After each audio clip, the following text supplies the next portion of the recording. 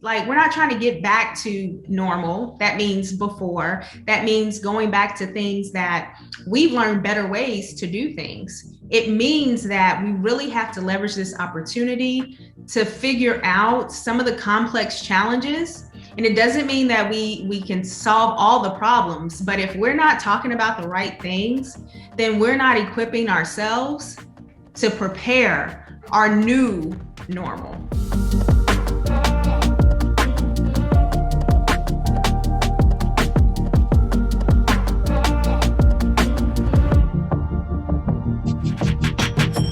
Hey, everybody, and welcome back to this edition of Leading Through Unprecedented Times. I'm Tom Murray, your host, and I am so excited to have my good friend back from the first season, Dr. Sane Bell. Dr. Sane Bell is one of our Future Ready lead advisors, and she's just one of the best people in the world. Dr. Bell, thank you for being here with us. How you doing? Tom, I'm great. Thanks for having me here. And it's hard to believe it has been a year. Isn't it? I mean, it's crazy. I was looking back, you were episode 4. And in looking back at episode 4, we were looking at May. And I mean, you've been through like a deep freeze down there in Texas as well since that time. I mean, just chaos in our world. We wanted to bring you back. We're actually to give everybody that's listening, we're going to bring something back from that first season, something that you said, reflect on it here a little bit. I am so glad to have you back. And here's the other thing I want to dive into. So you were a middle school principal last May, and we enjoyed your podcast, had that. And since that time, you are now the executive director, Katy ISD, for secondary curriculum and instruction. How's that going? Tell us about the work that you have. And can you reflect, like, you've got a really unique experience here because you were doing this at the building level, leading in the middle of a pandemic. And now you're seeing it from a district end in the middle of the pandemic, which makes your lens pretty unique compared to a lot of the people that are listening. So congrats on the new role, and tell us a little bit about it and how it's changed your lens. Well, thanks, Tom. And right, who does that? Who changes jobs in the middle of a pandemic? That's me. That's something that I would do. And so I'm very honored and privileged to be serving at this level. And so, coming from the campus, especially during this time of pandemic schooling, I do have that unique perspective that I'm bringing with me. And it's pretty different because honestly, unless you have lived it, it's really hard to imagine. It's hard to imagine, like, what is school like? Here in our district, we've been pretty much face-to-face all year. We do have a virtual option. So we have kids that they had the choice. So we had the virtual schooling going on along with the face-to-face, and, just really trying to be intentional and not missing the opportunities to continue to provide the same exceptional experiences, learning experiences for kids, taking care of social and emotional needs, whether they're in person or whether they're virtual. That was always at the forefront. It's about still taking care of our kids in the middle of a pandemic. So you take all of that, right? And then, especially when I think back to May when we first talked, it was like still a deer in headlights. Like, how do you do this? And when I think about that and where we are now, it's amazing to me. Time brings about change. And so when I moved into my new role, I get to see it from a bigger perspective. But then I also bring in the unique experience and some ideas that could really help not only impact one campus, which is what I was doing as a campus leader, but as a district leader. So how do you take those opportunities and leverage that so that it spreads across the district? That is what I'm most excited about in this new role. Yeah, and let's be real. And working with so many school and district leaders around the country, I will tell you, as things have shifted across the country, you've been open for a long time now. I've heard a principal recently say, wow, from what I just saw at district office, you think they've never run a building and they've only been out to district office for just, a few years now, like meaning there was a disconnect on some of the reopening plans of what it was like, or like leading teachers and leading our students. And what a unique perspective and what an opportunity there in Katy ISD for you all, because you had just been doing it throughout the entire year in the pandemic there. So congrats on the new role. Thank you for reflecting. Here's what I want to do next. I want to go back to episode 4. We are going to rewind rewind to the very beginning of the pandemic. We were only a couple weeks in. Let's take a listen to something that you said then. What's always important is that we take care of each other. Take care of yourself and take care of each other. The business of schooling is always going to be, we will get back to what we used to do on a regular basis, the normal setting. We'll get back to that. When we do get back to that, we must always remember to take care of each other, take care of yourself. So Sane, that was almost a year ago, saying like, we will get back to normal. I mean, are we there? Are you there? Reflect on what you said about a year ago. So listening to that, Tom, my question to myself is, what is normal? If I'm really thinking about normal, then that means I would have to go back to 2019. Can you remember, let's say May of 2019, what was most important to you? What were you focusing on in terms of your work? I know I can't. And so if I can't remember what was most critical in 2019, what am I trying to go back to? So instead of going back to normal, it's really redefining what the new normal is. And I don't even know if normal is the word. It's about the opportunities. We got to leverage this crisis. And I don't think no one's going to minimize all the things that we've been through. We've gone through a global crisis together. This is the one shared experience in my lifetime that everyone has gone through together. Like, that's big, right? And so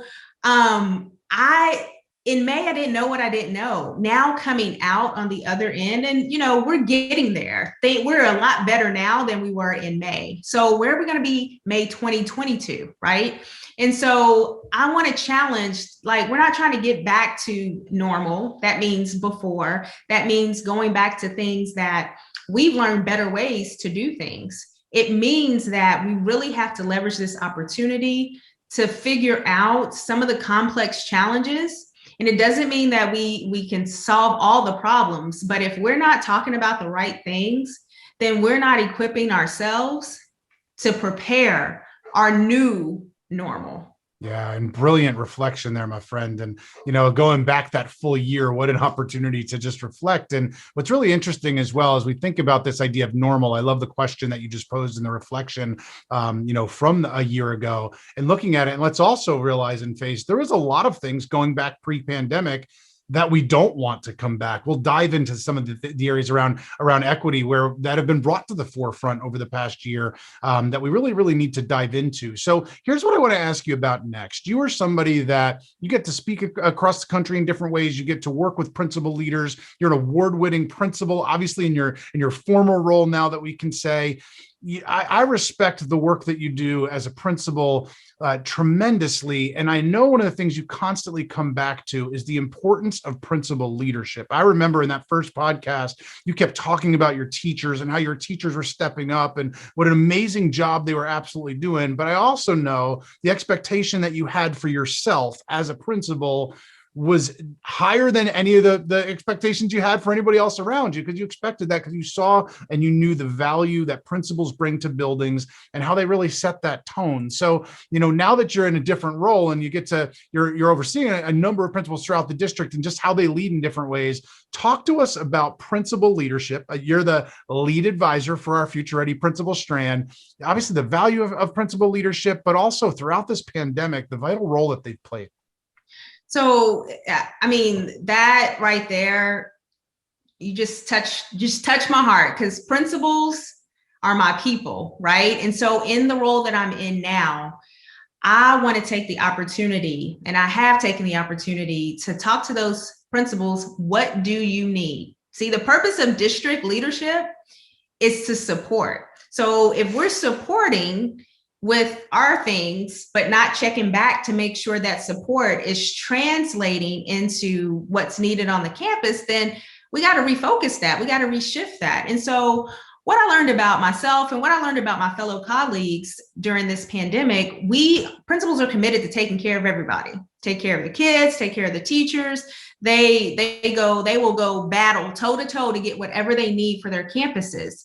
That means collaborating, finding ways, getting partnerships. And what I learned and what I saw across the nation were principals reaching out to each other, trying to figure out how to solve these challenges, from rural districts to urban to suburban, from Texas to California, up Maine down to, Louisiana. Everyone was just trying to come together to figure this out. And so I want us as leaders to not lose that opportunity and not to go back to working in our individual silos, but really to continue to collaborate as principal leaders and figuring out, hey, what are you doing in your district? Oh, that may work in my district. And so principals answer the call. You know how I feel about teachers. They are heroes. I can't start talking about this pandemic without talking about teachers and getting emotional, but I have to give a shout out to principals that have been holding it together for a community,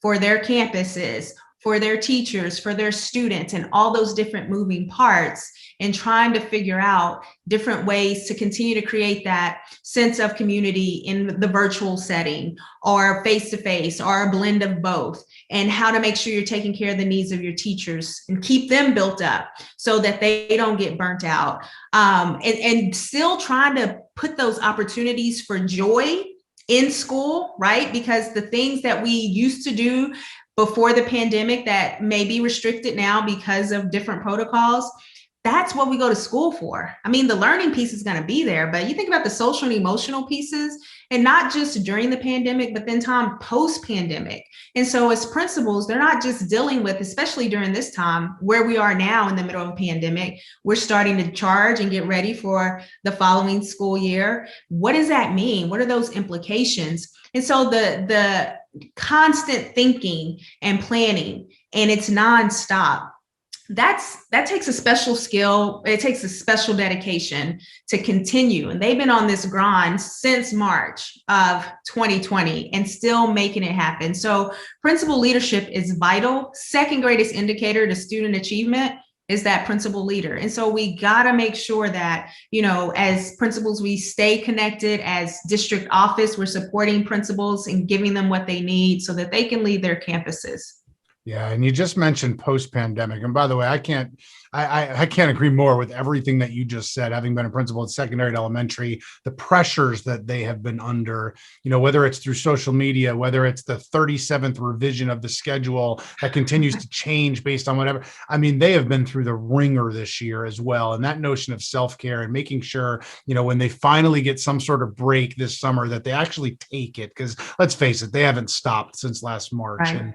and that. So you mentioned kind of post-pandemic. So let's kind of twist the conversation a little bit to visioning forward. And one of the things that you said a little while ago is around this crisis and, how do we leverage the things that we've done differently in the crisis as we vision forward? So, where do you see things going as you're well connected around the country? What are some of those pieces as you vision forward, some of the lessons that we can learn moving forward so that, 2 years from now, it's a heck of a lot better than it was pre-pandemic because we've learned a lot, connected a lot, collaboration's higher than ever before. Vision forward in your brilliant mind. What do you see post-pandemic? So let me tell you the one thing that helped me, let's say around June, July, when the picture became a little bit more clearer about how things were going to start, how we were going to open up schools. There were so many things that was on my mind and I was trying to figure out. And so when my team came back on after their summer vacation, we just did a brain dump of every challenge we had. And after we did that brain dump, I showed them a little video clip about adaptive challenges and technical challenges. And adaptive challenges are those things that require new learning. It requires the people who own the problem to solve the problem. It requires taking risk. It requires a process over the long haul. You got to see the long road, take the long road on that one. Then you have your technical challenges. Those are things that experts can solve. You can sit down in a room and say, hey, we really need to figure this out. Hey, no problem, we got it. We have the answers for that. The master schedule that we had to change several times, right? The protocols we had to put in place to keep kids spaced and socially distanced and all of that. Those were technical challenges that we could solve right away.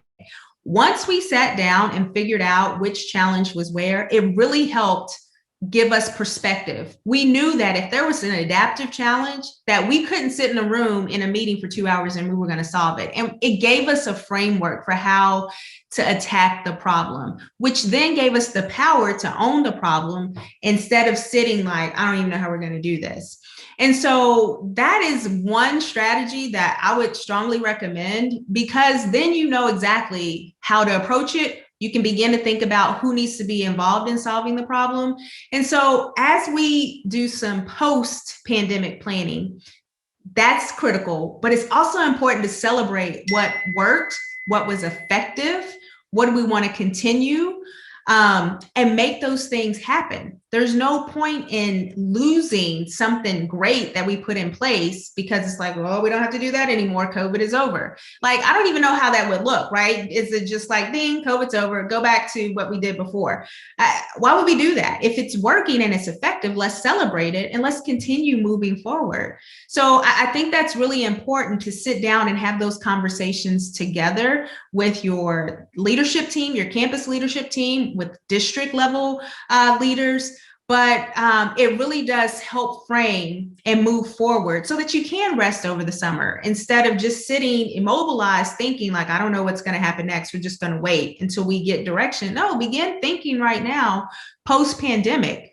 That's the new normal. It's the world that I can explain is before COVID and after COVID, period. Anything that happened is either before or after COVID. Yeah, well said. And I think about the vision forward question. People might be listening and thinking like, man, visioning forward, like I'm just trying to get to Friday, right? I'm just trying to get to the next day. And on one hand, we get it. But on the other hand, it's like, yes, we trying to keep our head above water, but we have to continue to move that forward. And the part that I really love that you talked about is celebrating that success. Here we are a year later, and there's things that teachers and principals did today that a year ago would have stressed them out of their mind, might not have had the technical capabilities or might not have had the right tools, weren't sure how to do it.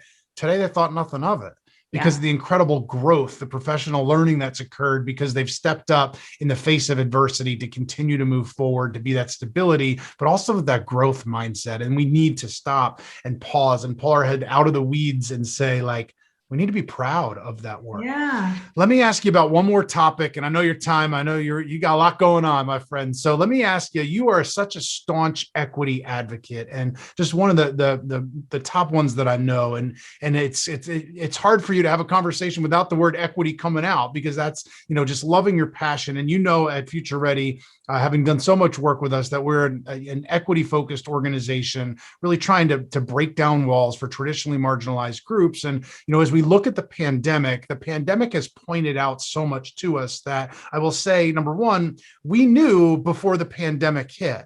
COVID did not create equity issues per se. It took those equity issues that have always existed and it amplified them and it put them front and center. One of the things that I've been sharing is I really believe it'll be interesting to see what districts do. So you handed that child a device, you handed them a hotspot because you realized they didn't have it at home. Are we pulling that back once the pandemic comes back? Because that'll really tell us how we really believe what that was in that sense. And we're gonna have to wrestle with some of these pieces. So talk to us about equity, the pandemic, what you see moving forward, and some of the pieces that you've seen. So, Tom, you can't have a conversation with me without talking about equity. And the one thing that I would say that really kept me up at night and that continues to just tug at me is the children who have been without, whatever that without is, without the devices, without the supportive home environment, without the exceptional learning experiences, without the opportunity. Public education is to take care of all. And so when you talk about equity, you can't do post-pandemic planning. You can't even talk about what you do in a school or a school district if you don't talk about all kids getting what they need, right? And so, I can't open my email without COVID's like this, and what are we going to do about instructional learning loss? And, that's such a big topic. But if you look at every kid as an individual kid and you meet them where they are, and you look at your data, and if you're seeing, wow, we got some huge disparities, The work is where the disparities are. We don't want any disparities. If we have them, they're here. The work is in the middle. So you can't continue to talk around that piece. You really got to dig in. And that requires asking some tough questions. That may require really abandoning some practices.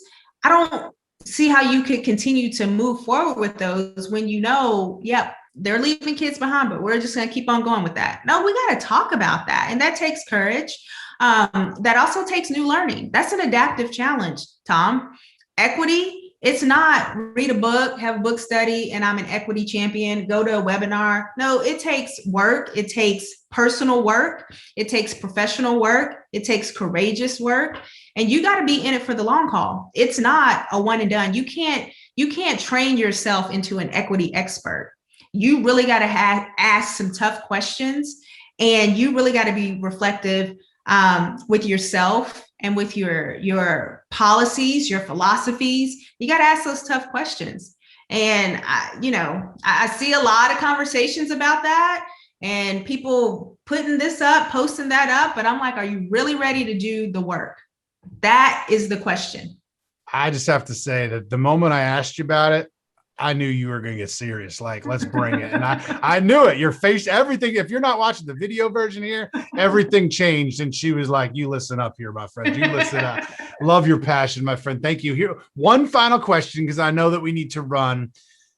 Moving forward, we've got places. You've been open for a long time there in Texas. You've been operating. Some haven't been in school in a year, and some have been full-time remote since. No matter if it's a teacher, a principal, a superintendent, no matter if they're full-time face-to-face again, or haven't been and they're full-time virtual, give us one piece of advice as we start to see the end of the light at the end of the tunnel. We hope related that we start to see some of that light at the end of the tunnel in the pandemic. Give us one piece of advice, no matter where they are, no matter what seat they sit in, that you have for them moving forward.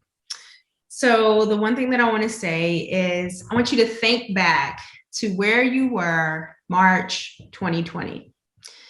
And then I want you to think about where you are today, not physically, because if you're still virtual, that really hasn't changed. But I want you to think about where your learning is, where you are when it comes to your level of empathy for your students, when it comes to your connection and the community that you have built. Think about the good things that have come from this. And I think sometimes people get caught up with, if we think about the good, it means it negates the bad. That's not the case. It's about hope, Tom. You said something about how can you think about moving forward when I'm just trying to make it through the day? Trust me, I have been there when I was just trying to make it through the day and I was just dying inside, whether it was from just not knowing, just being fatigued, being tired of this whole mess.